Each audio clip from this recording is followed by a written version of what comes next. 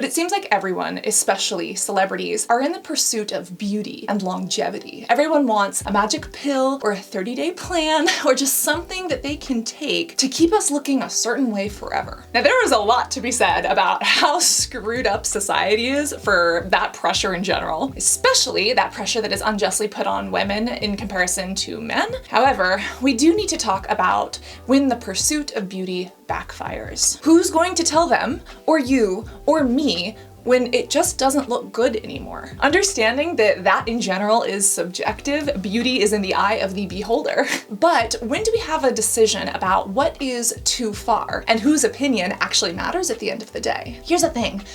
What we look for from doctors versus family versus celebrities are very different. Generally, we look to doctors and experts for advice. We generally look to family and friends for things like comfort. And generally, as a society, we do look to celebrities for things like trend setting and to understand what's in or what's out. It's this social psychology phenomenon of wanting to fit in because we as humans are social creatures. And there are certain things that, yes, we can do, we can act like, or we can buy to try to help us fit in with certain crowds that we identify as. This is a key component to human development, especially as according to Erik Erikson's theory and stages of life. As we grow, there are many different stages that we go through, and those really critical identity forming ones happen in childhood and in our teenage years. And yes, in my teenage years, I had such a rough time with my identity and figuring out who I was, in part because my skin was filled with acne, and I hadn't learned to love my blemishes and my skin at that point. Who was I? How did I fit in? And when I was being bullied by others for how I looked, it was really difficult for me to even function. And I literally was almost that person who went and got a nose job so that I could work at a plastic surgery clinic years later. Now, I'm glad that I didn't end up doing that, but for some people that decision may be different. And for some people, the decision on what they do or don't buy or try or even get done to their bodies and their skin may be influenced by those trendsetters, those celebrities. And when is there a point where these procedures and these treatments become normalized to us because we're seeing them so often in movies and media and on screens? And if that becomes normalized to us, when does it begin to be something that we crave, that we desire, that we want to attain ourselves? And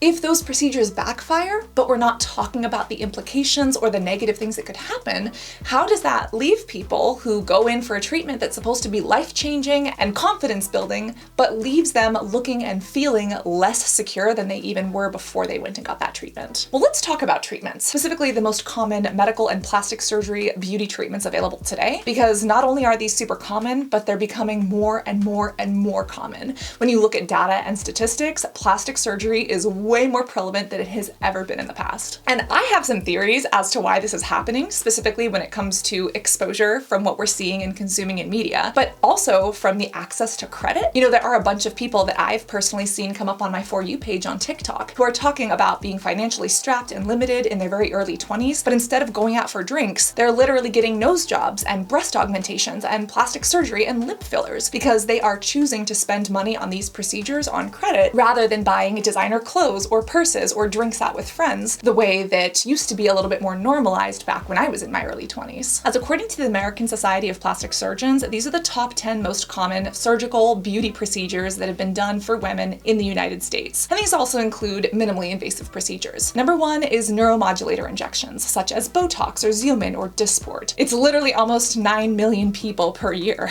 Then hyaluronic acid fillers, think your lip or cheek fillers, at nearly 5 million per year. Then there's skin resurfacing, things like lasers or microneedling, which yes, I have done on myself and I do to others. Then right underneath that, only a couple 100,000 less, are combination laser skin treatments at around 2.9 million. And then lip augmentation with injectable materials, about 1.3. Then there's the more invasive stuff, such as liposuction at about 325,000 procedures a year. Then breast augmentation, just about 300,000, and abdominoplasty, otherwise known as tummy tucks, at 161,000. There are breast lifts or breast implants at 143,000 a year, and blepharoplasty, basically eyelid surgery, at about 115,000 per year. Now, I saw another source that also added the addition of laser hair removal, which is a topic for another day, but because I couldn't find any really good data across the board on that, I'm choosing to leave it out. And you could look at something like hair removal and say that that is way less invasive than than something like Botox or a boob job. But again, what people do or don't consider invasive can vary slightly from person to person based on how they perceive things like needles versus light therapies versus a procedure that requires you to actually go under anesthesia. As noted, there have been some major changes in just the past 3 to 5 years alone. Specifically, how many of these procedures are being done is way up. Also, who are getting these procedures done is a completely different demographic, and it's starting to skew lower and lower and lower. I've also noticed that when digging through data and reports, it seems like celebrities, specifically the ones that are on screens and TVs and acting, they tend to lean towards these procedures that offer significant results with minimal downtime, such as a liquid rhinoplasty or a liquid nose job with filler, rather than actually getting a real nose job where they break the nose and realign it. And I was actually shocked to see that that wasn't on the top 10 list. It seems like people want big results with minimal downtime. I mean, this kind of highlights the advancements in technology and techniques in the field of cosmetic surgery, but a lot of what celebrities do is also secretive because many aren't open about what they have or haven't had done, and they get procedures and treatments without telling anyone about them. And while a celebrity's personal medical history is none of our business, I do believe that if they're using their image to sell us items specifically for the purpose of skin or cosmetic enhancement or body enhancement, we should know if they've had extra help from a plastic surgeon or an expert. But again, what happens when these celebrities or influencers go too far?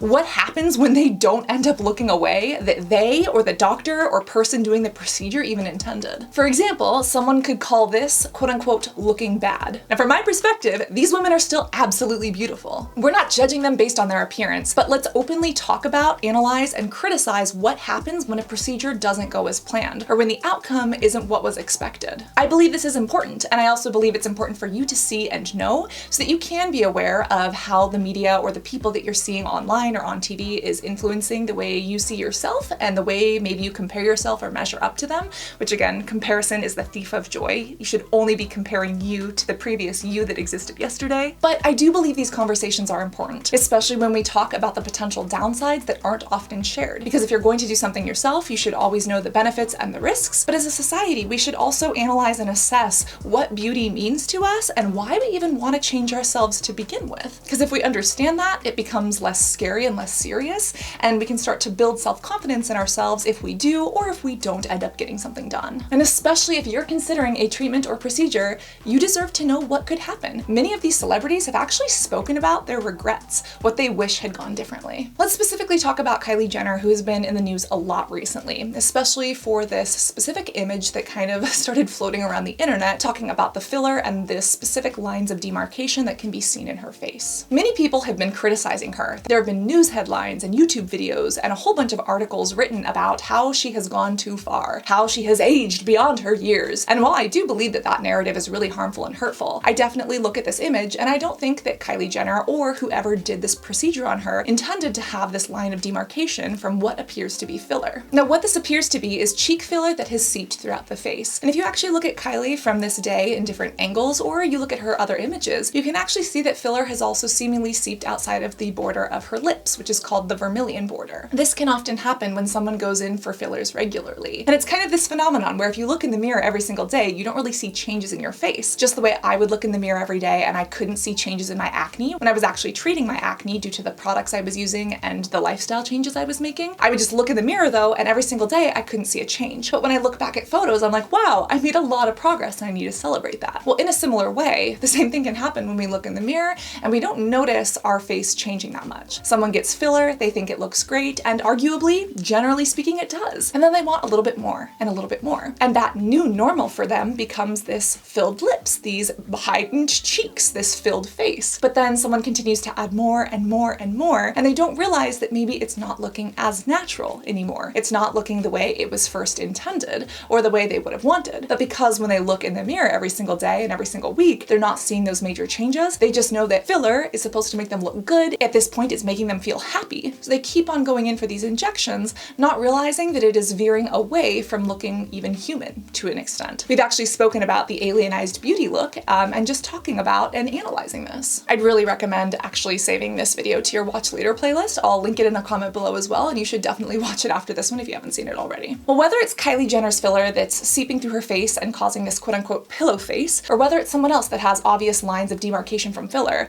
why is this important and why should it matter to you? Well, I think it's important to look at what happened to Lily Ghalichi. She's been getting filler for years, and she actually opened up really raw and honestly about vascular occlusion. This is what happens when filler is improperly injected into, yes, the vasculature of your face. It can literally cause part of your face to die. And thankfully, Lily was able to see this, able to catch this, and her practitioner was board certified, meaning she could actually get medical help and be admitted to a hospital. Whereas for many people who go in and get filler, if they don't go to the right professional, they might not have hospital admittance permission. Meaning if something goes wrong, they don't have hyaluronidase, the enzyme that actually breaks down the hyaluronic acid, and they might not be able to save that vasculature that literally brings blood flow to that portion of the skin and the face. It can cause vision damage, it can cause necrosis, it can cause you to lose part of your nose.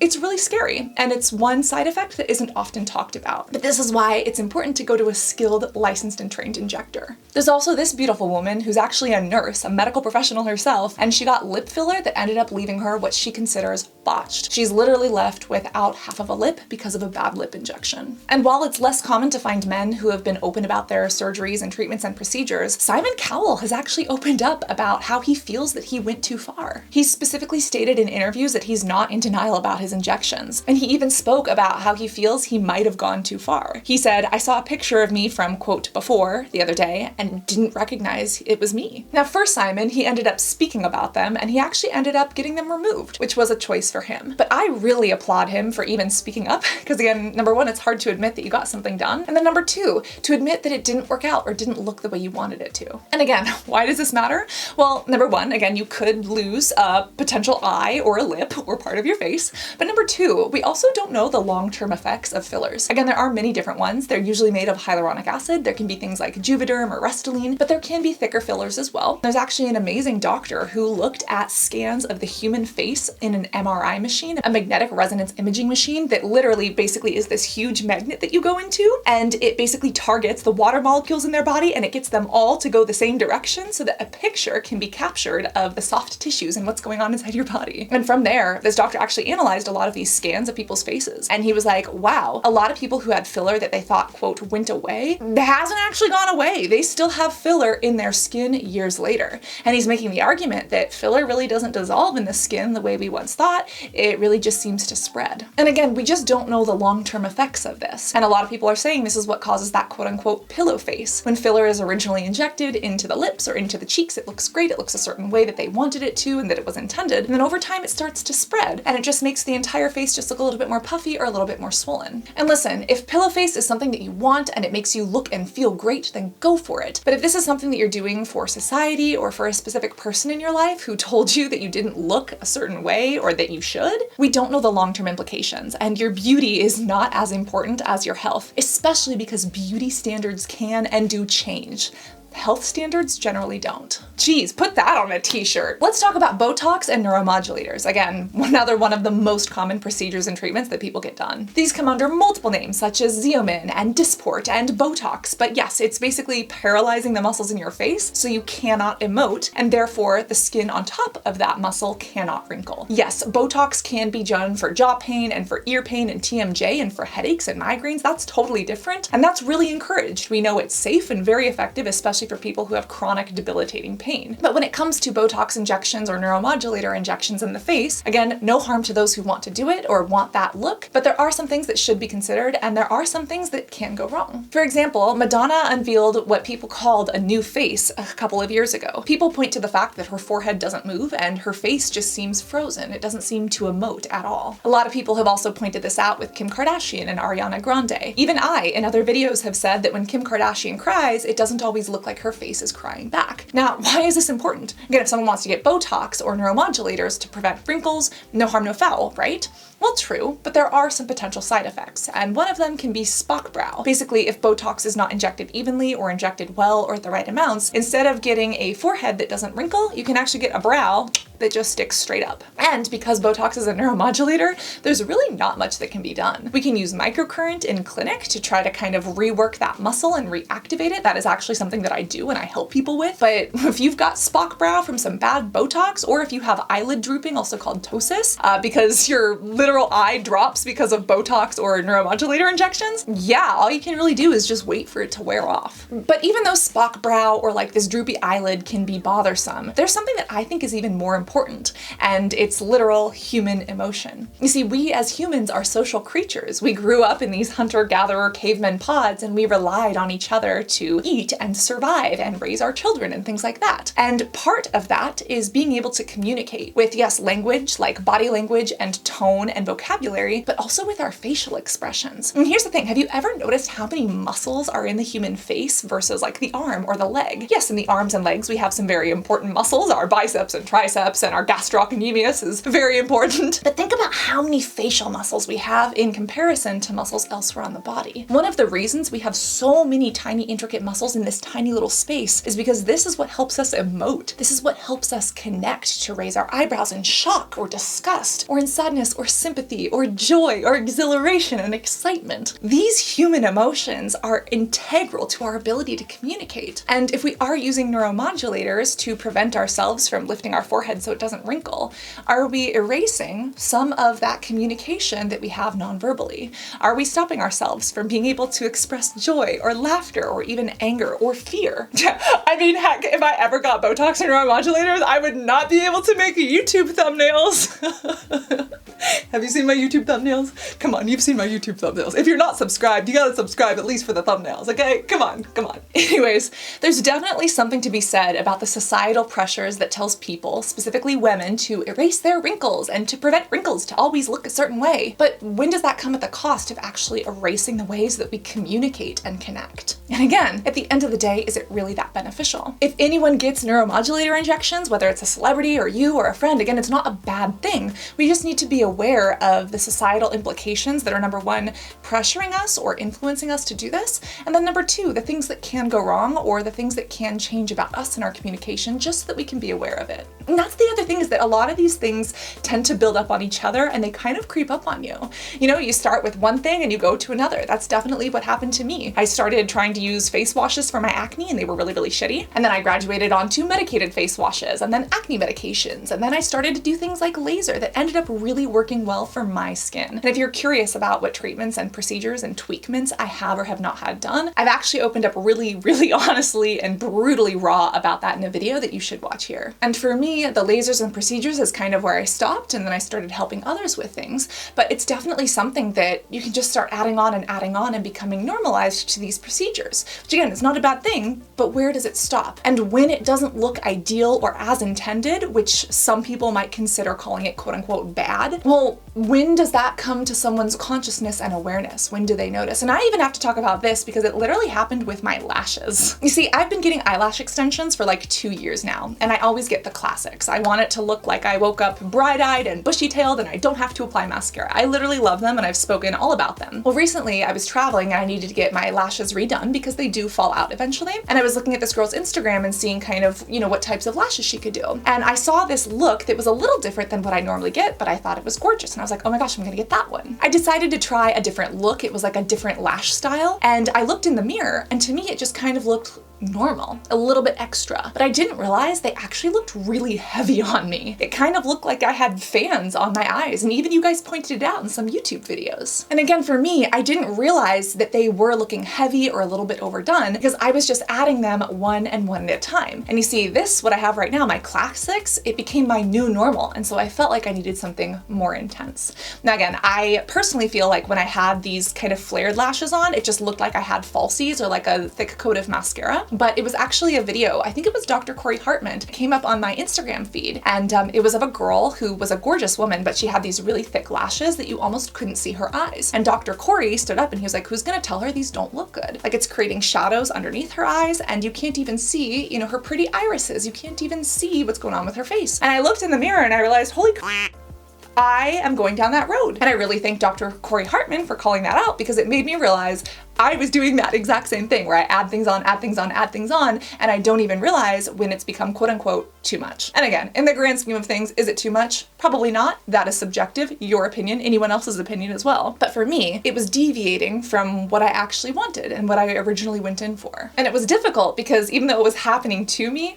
I didn't even see it. It's just a little bit more, a little bit more, a little bit more, and it adds up over time without you even noticing. And yes, this is about my experience with lashes, but this also happens to a lot of people with breast implants. A lot of people are unhappy about the shape or size of their breasts, and there can be multiple reasons for that, but a lot of people actually relate it to the corn on the cob industry or to growing up and having insecurities in their teenage years. And some people originally go in looking to go up a size or two, but then after a year or so, they look down and they're like, geez, these aren't the way I really wanted. I could go bigger. And they start adding on and adding on and adding on to the point where someone looks at their body and they don't look natural anymore. It's more obvious that they are implanted. But for this person, they still feel like they look super normal or super quote unquote natural. Because for them, when looking at their body in the mirror every single day for years and years at a time, this is just their new normal and it doesn't look fake from their perspective. Now, if someone decides to go in for a breast augmentation or any other treatment or procedure that makes them look and feel great and they're doing it for themselves, more power to them. But what happens when it's not for them and it's societal pressure? Or number two, what happens with complications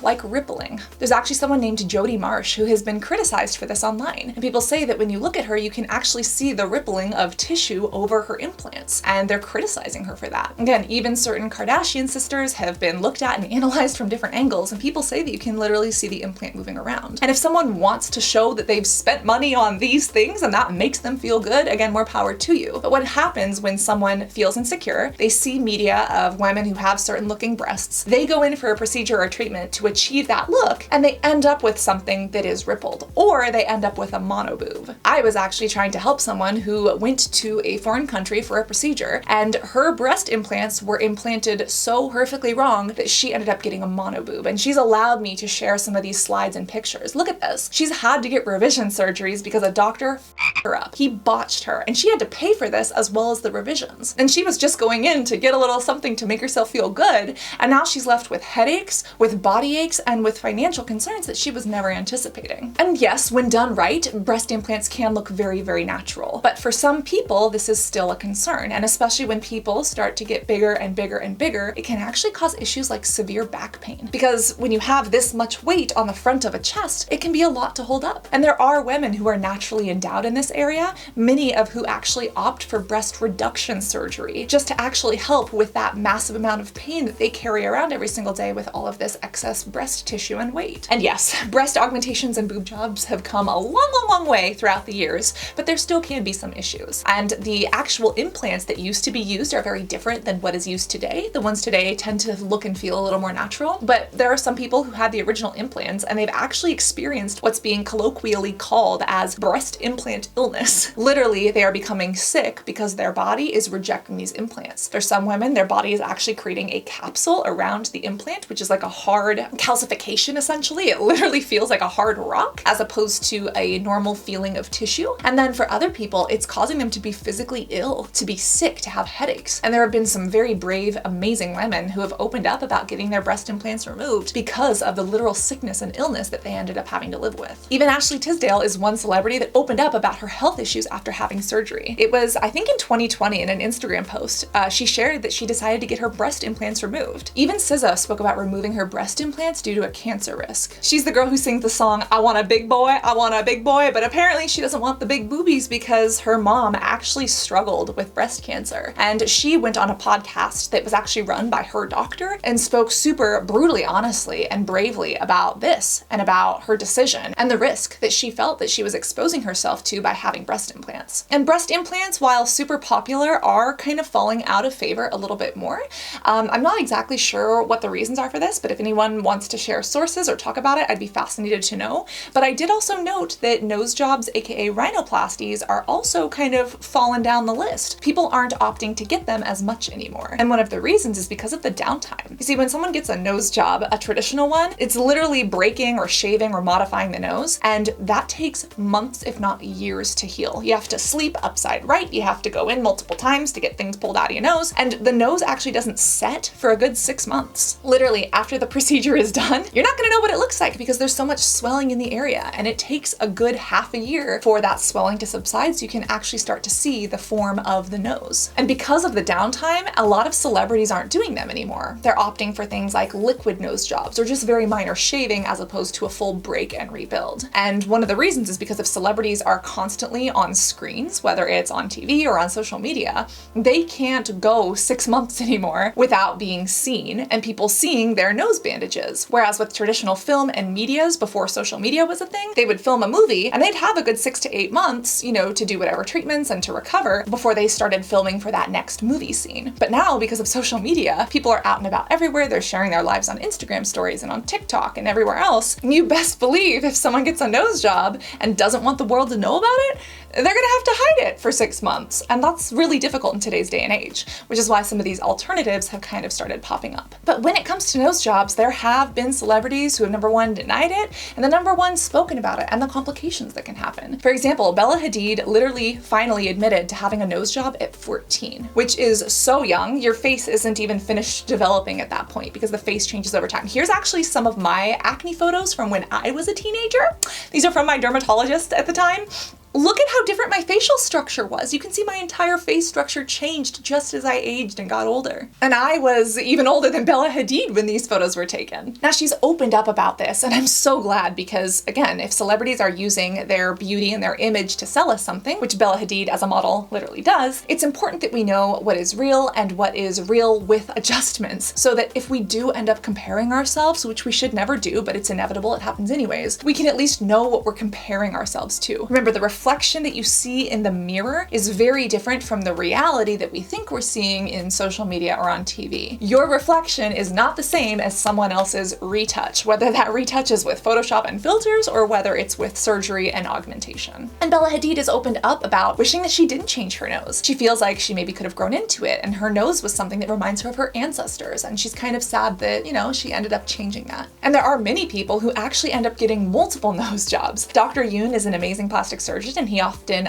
speculates as to what some celebrities have had done. So does Lauryn Hill. She's fantastic, and she does some really great analysis videos. But a lot of these celebrities seem to have had multiple nose jobs because, again, it's really difficult to get right. And if you don't get the nose job right, maybe it's crooked, or maybe one nostril is more flared than the other, or maybe it's just a little bit off center. And what's so difficult is that then they need to go under the knife yet again. And then, of course, it takes more time to heal. We don't know what it's going to look like for 6 months. And it kind of leads to this, again, constant pursuit of perfection when perfection doesn't exist and beauty is in the eye of the beholder. And again, beauty trends change. Just because a tiny nose with like a ski slope is in right now doesn't mean it's going to be in the next 5 years. When I was a kid, I literally had a piggy nose. Like my nose just didn't drop, and I was like kind of teased by my family for it, I guess. I don't remember this because I was so young, but they would like make little oink oink jokes, and now like that look is in.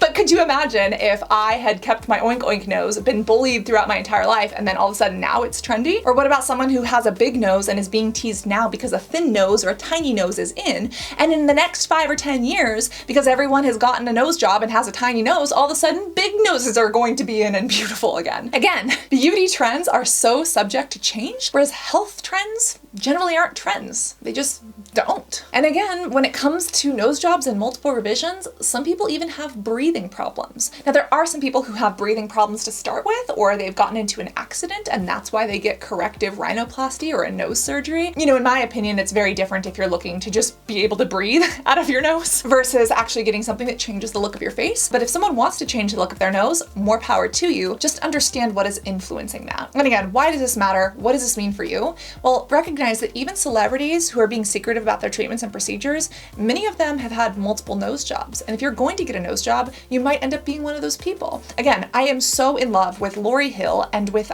what's her name? Pretty Purple, Pretty Pastel. They have both openly spoken about their nose job disasters, essentially, is what they've referred to them as. And it ended up being a situation that they've both said they've regretted. And their stories are not a monolith, like they are not alone, because a lot of other people have gone through the same thing. And again, if you feel like a nose job is going to change change your life, or if you have a friend or there's a celebrity who feels that way, more power to you. But make sure that you know what the risks are. And especially if you're comparing your nose to those of celebrities or media, remember those trends change. And remember that even though celebrities change their noses all the time. But we haven't even scratched the surface on some of the horrific things that can happen, like death from BBLs. But before we talk about BBLs, let's talk about blepharoplasty, aka eyelid surgery. This is one of the less common ones, but it's still within the top 10. And yes, complications can still happen. And blepharoplasty and eyelid surgery really made the news when Ariana Grande, quote unquote, revealed her new face, as according to the media. She showed up on, I think it's The Voice. It's like a singing TV show. I don't watch TV, so I don't know the name. I am apologizing in advance. But she showed up on this TV show and everyone thought that she looked like a completely different person. Some people said it was eyelid surgery. Some people said that it was a forehead lift or an endoscopic brow lift. But either way, people looked at Ariana and said, she looks completely different than she did before. And again, she ended up getting multiple surgeries, probably including something to her eyes that left her looking unrecognizable to what she did before. And if she loves it and feels good, more power to her. But there's many other people who went in for an eyelid treatment or procedure and they actually ended up botched, or some without vision. There's someone named Joan Van Ark who's been super open about this, as well as what else she's gotten, such as Botox, laser treatments, facelifts, brow lifts, collagen fillers, cheek implants, etc. She's been super open about it. But she did end up saying that along with those treatments and procedures, she had gotten blepharoplasty, or kind of this eyelid lift. And later on, she actually decided to remove a lot of these because she didn't end up looking the way that she had originally intended to. And eyelid surgery is a special one because again, this can greatly enhance someone's quality of life. If they have droopy eyelids to the point that they're unable to see clearly anymore, and it's actually causing vision issues or hygiene issues because, you know, certain like gunk from the eye area is getting into these creases and folds, that can really cause infection. That is completely different, in my personal opinion, than someone who is going in to get like a brow lift or an eyelid surgery just to make their eyes look a certain way. But I do think it is important to talk about when things go wrong because again, some people get these surgeries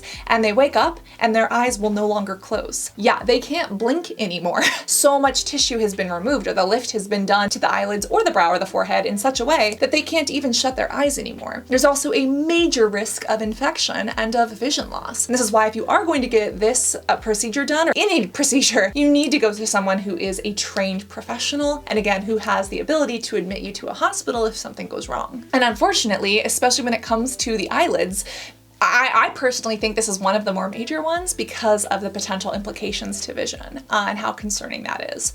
But something that's way more common that a lot of people go in for that isn't arguably as risky is liposuction. This is something a ton of people do. And some people just go in for the lipo, or some people do it as part of a mommy makeover or a tummy tuck. And yes, some people have even been rumored to get liposuction during the time that they are giving birth. The Kardashians had allegedly given birth and had multiple surgeries done at the same time because again, when you're on screen all the time, everyone knows you're recovering from a birth. It's a lot easier to hide recovery from other cosmetic treatments and procedures. However, sometimes liposuction and fat removal doesn't go as planned. You see, there was a model that was actually left with debilitating scars that she wasn't prepared for and nobody told her about. Jo was only 22 at the time and she felt really self-conscious about her body. She had paid up front to have liposuction, but by the time that she actually went in for the treatment, she had naturally lost a little bit of weight and she didn't actually feel as if she needed the liposuction anymore. What ended up happening is that her wounds got infected and she was left with some horrific scars. She literally said, "It has left me feeling worse than I did beforehand." Even Tara Reid opened up about saying that her stomach was left misshapen. She went in for a form of liposuction that is supposed to sculpt the abs, where you're essentially using a liposuction cannula, which is like a long needle with like little holes in it, and you're basically removing fat tissue, adipose tissue from certain areas of the body. And if you do that strategically, it can give you the look of abs. It's not actually abdominal muscles, but it's literally fat pads in certain areas. Well, apparently, as according to the media and to her, she went in for this procedure, but she ended up looking what she refers to as misshapen and botched. She also opened up about these botched surgeries and having to go in and get it corrected to, again, her boobs and her stomach and everything, and how it left her even more botched than before. She went in for corrective surgery and it made it worse. Media outlets have said that unfortunately, Reid failed to balance out the earlier work that was done on her. And again, after this entire ordeal, she vowed not to go under the knife again unless absolutely necessary. And of course, when you look at photos of this, it clearly reveals a quote-unquote poor result. That's at least how she has referred to it. And according to her, she really wanted to get this surgery because she wanted just a six-pack. I mean, that's what we see in media all the time, right? Do most people not want a six-pack? I actually prefer people who have like a one-pack. That's a personal preference, but like, right? If you could get that instead of going to the gym or building abs in the kitchen or whatever it is they say, if you could just go in for a procedure and get a six-pack. I mean, sounds like a sweet deal, right? Well, again, she was actually sold on the idea by her surgeon, and she literally, quote unquote, shopped around until she found someone who was willing to do it for her. And again, her appearance is consistent with removing as much fat as possible to reveal her ab muscles, but sadly, this usually results in a lot of scarring under the skin's surface. And unfortunately, it can end up causing this dimpled appearance that happened to her tummy. You know, it's extremely difficult, if not impossible, to fix. And it's even been said that liposuction is not about how much you remove, but about how much you leave behind. Well, while liposuction is one of the procedures that, like a blepharoplasty, can actually be life-changing in a positive way. For example, it can actually help with diabetes and with cholesterol levels. Unfortunately, some people get it when they shouldn't, and they aren't prepared for managing things like the infection, the downtime, and looking away they didn't intend. And again, this even gets into societal questions of why is there a specific body type that feels more desirable than others? If we use descriptors like skinny or fat, those are not compliments or insults. Those are just literally descriptors of the amazing vessel that is our human body that brings us through every day. But why is there so much societal pressure? Like if I just put up a square versus a circle versus a triangle and I say, which one of these is more attractive? You're like, they're just shapes. Why do we not treat bodies that way? And what is it about society or media that makes us look for or respect or covet one more so than another? And unfortunately, as I've listened to other people speak about, you know, what they've gone through with certain body image issues, or for people who were on one spectrum of that body shape and swapped to the other, how their lives changed either positively or negatively. I mean, it's just crazy how some of these people speak about being treated differently depending on the shape that their body is currently in. Again, there are risks. You deserve to know about them. But in the grand scheme of things, especially when done by the right practitioner and for someone who maybe is struggling with diabetes, yes, liposuction could be a potential good move for someone. Always speak to a doctor about that. Every individual is different. And in the grand scheme of things, liposuction is not one of the more dangerous things that can be done to the body.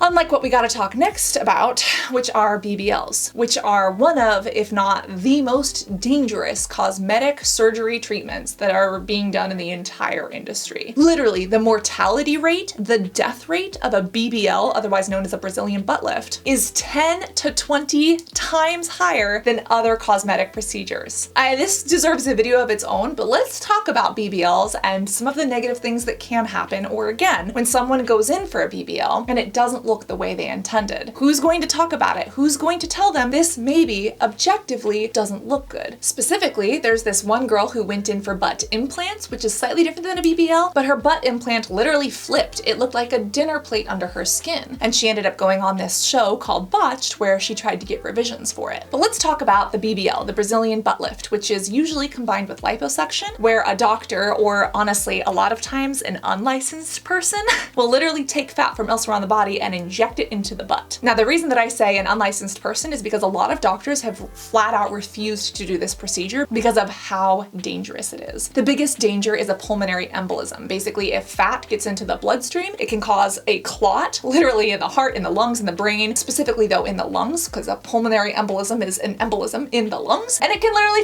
kill you. And unfortunately, that has happened to multiple people, which is so sad because a lot of people, usually women, are going in to try to do a procedure that is supposed to help them love their body and gain confidence. That's what they're sold on, right? And they end up dead instead. Again, a lot of doctors refuse to do this, but there are some people who still do this and some people who are not licensed that do this. Even some people who do butt injections that are just literal cement. Like literally people are invited to hotel rooms in somewhere like Miami and they're getting cement injected into their butts or silicone or whatever. It is absolutely disastrous because a lot of people end up feeling so much shame.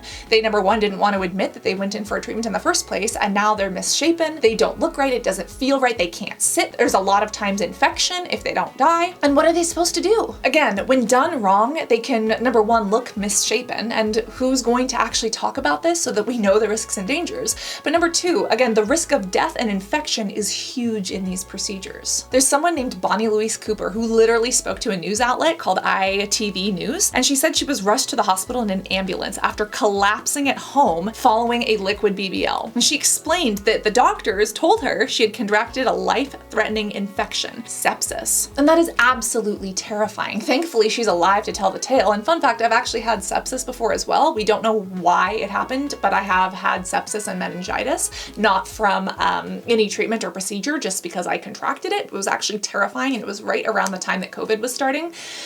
It was viral meningitis. Anyways, that's a story for another day. But sepsis is literally bacteria in your blood that can literally fucking kill you. And a lot of times, unfortunately, it happens to any procedure or treatment that could potentially involve rupturing a blood vessel or a vein or even capillaries. And again, this is why a lot of people who use IV drugs unfortunately end up getting sepsis. But yes, even people who go in for cosmetic treatments or procedures can end up getting sepsis as well. And again, why does this matter? Well, people can desire any kind of butt they want, but there are actually important functions to the butt that we should be aware of. You know, the butt is specifically made up of some gorgeous, amazing muscles, specifically the gluteus maximus, medius, and minimus. They literally help us do things like climb up stairs or hike mountains. And if you notice, a natural muscular butt that has not had any injections or any augmentation, generally, depending on the person's race and ethnicity and background, generally has tissue in the rear area, which literally makes it possible for us to sit and not be in pain. All right, that adipose tissue is good there. And then we have muscle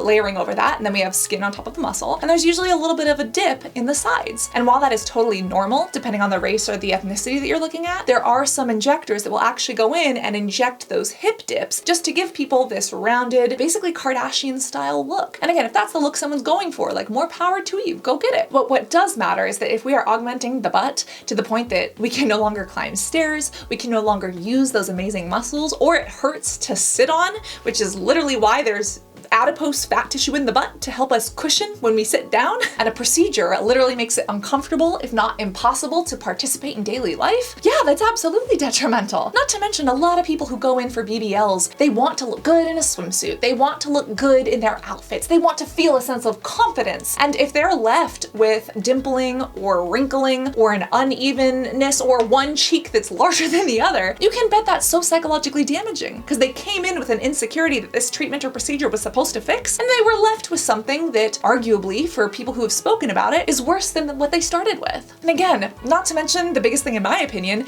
is the risk to cardiovascular health, the risk of that pulmonary embolism, the risk of death. And again, just because you do the procedure and you're good for the first month doesn't mean it goes away. Yes, the potential dangers and side effects lessen over time, but something can still happen a couple weeks, months, or even a year later. And this is my personal opinion, but an elective cosmetic procedure is not worth dying for. These women's lives, or even men or theys and thems who get this procedure, these human lives are so much more important than the societal standard of beauty. You have so many amazing things to give and contribute and to offer this world that have literally nothing to do with the size of your butt, okay?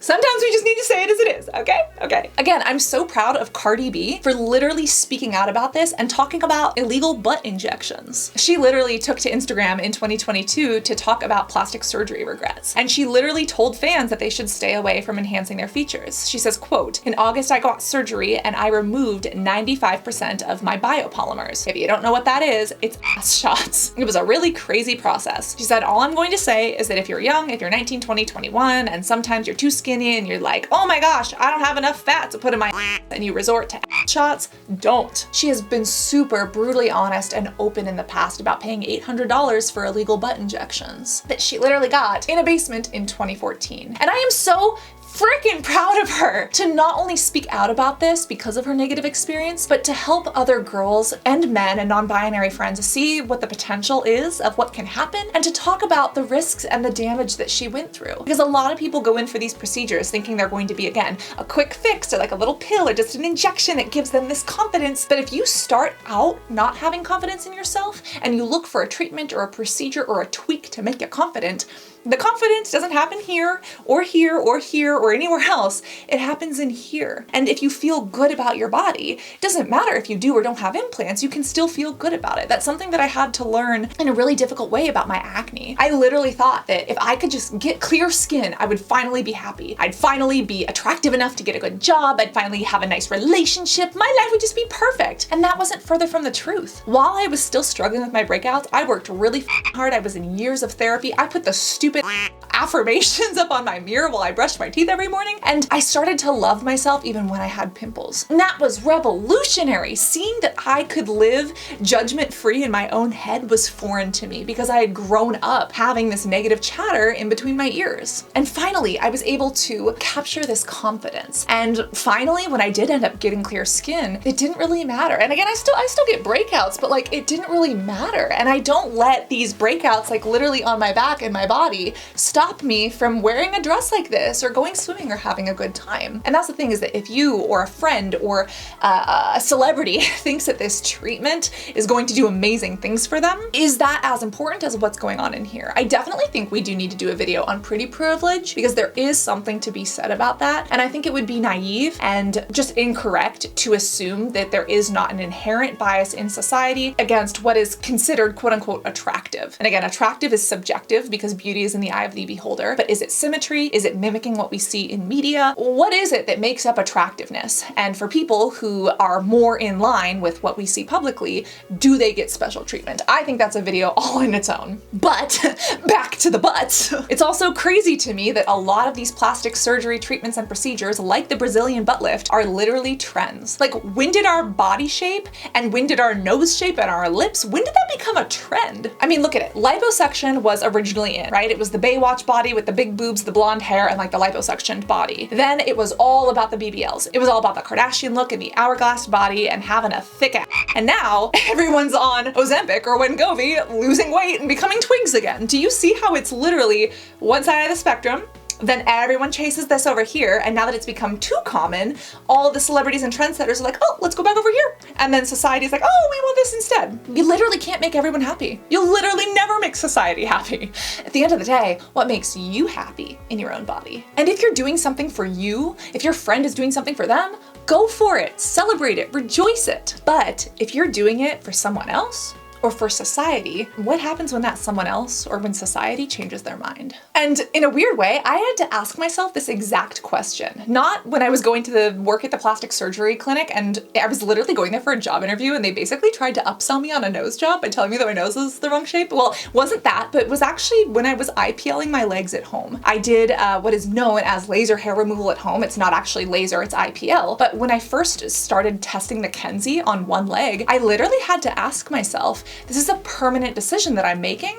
Am I okay with this? I had to ask myself if I was doing this for me or for society. You see, because of COVID and quarantine, all I really was at home, or I was wearing like medical scrubs so nobody saw my legs. And I let my leg hairs grow out, and yes, I talked about that shit on the internet. And when I had grown my leg hairs out, they literally looked like men's legs. That's how I perceived them. And when I was deciding to shave my legs and then use intense pulse light to literally remove the hair pretty much forever because you're killing the hair's ability to form, I had to ask myself, am I gonna be okay with not being able to grow hairy legs? Which was weird for me because society tells us that women should be hairless, but it depends on what era in society you look at. You know, the whole reason that women even started shaving was because Gillette, the men's razor company, they couldn't sell their razors to men anymore because all the men in the 1920s and 30s, they'd gone off to war. So Gillette, the razor manufacturer, had all these razors and they said, what are we gonna do? Oh, let's sell them to women. Before then, women didn't really remove their body hair. Depends on what society you look at. If you go way back in history, there were some rituals that first off actually worshipped body hair and celebrated it. And then there were others that chose to remove body hair. But in general, throughout history, women didn't remove the hair on their bodies. And in general, the hair in our axillary areas or our groin areas, again, it actually relates to human connection, and there are literally pheromones that our body releases that are stored in some of these areas that cling to the hair that can signal things like health or fertility that animals pick up on. This is why dogs sniff each other's butts sometimes, okay?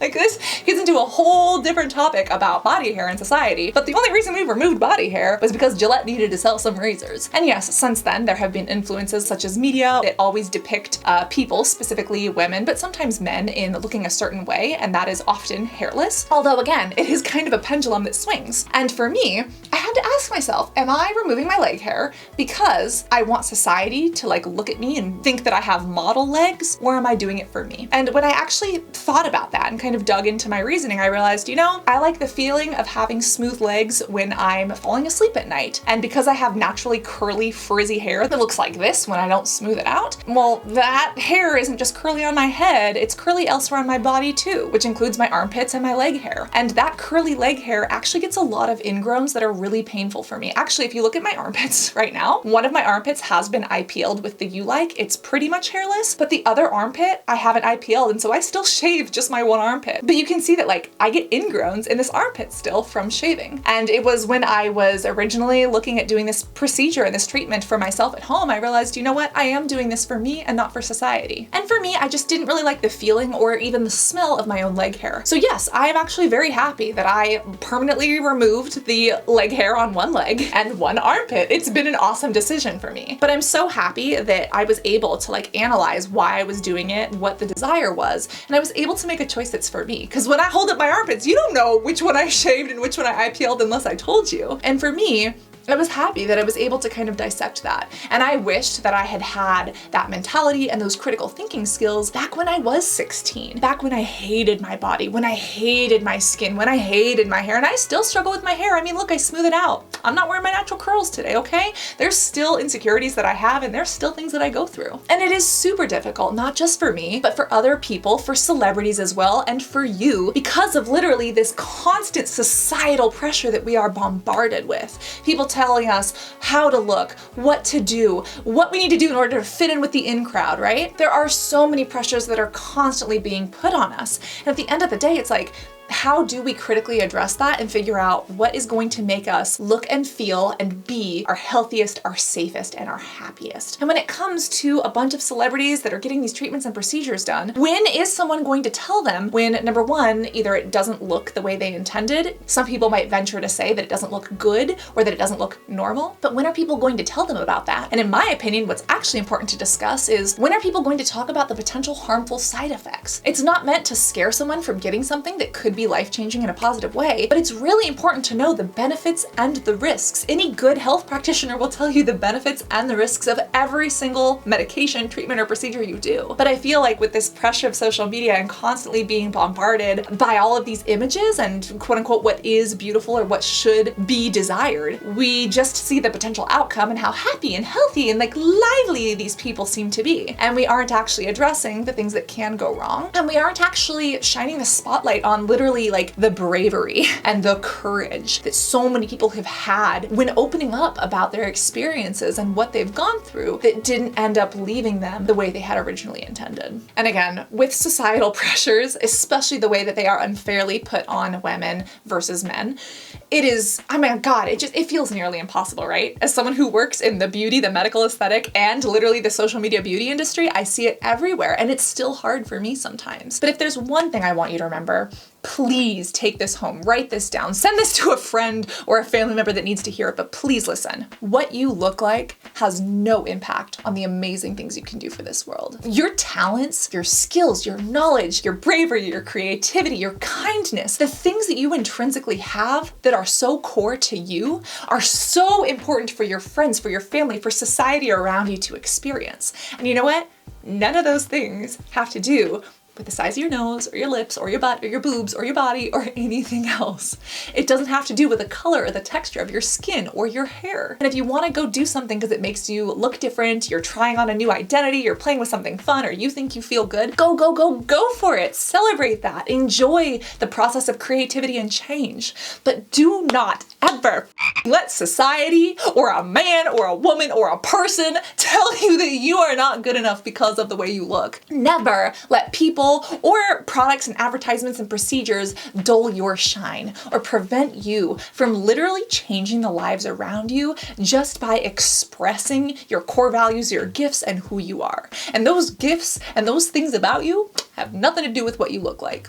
Literally, I wish we could get into this, but like, we compliment women and specifically young girls by saying, oh, you're so pretty. Oh, you look like a princess. Let's comment on her bravery. Let's comment on her honesty. Let's comment on her creativity. Let's comment on her skills instead of just the way she looks. Whereas this isn't for everything, but for a lot of young boys, you know, we see them being complimented on their achievements, not just what they look like, even though sometimes, of course, that's skewed. But what is it that's causing society to do this? Is it the compliments we got as children? Is it the media that's being shoved in our face? Is it the advertising? Is it just that we're naturally anxiety ridden by the biochemistry of our brains and we compare ourselves because we're social by nature? What the f is it? Can someone explain it to me? Because these are the thoughts that literally keep me up at night at 4 a.m.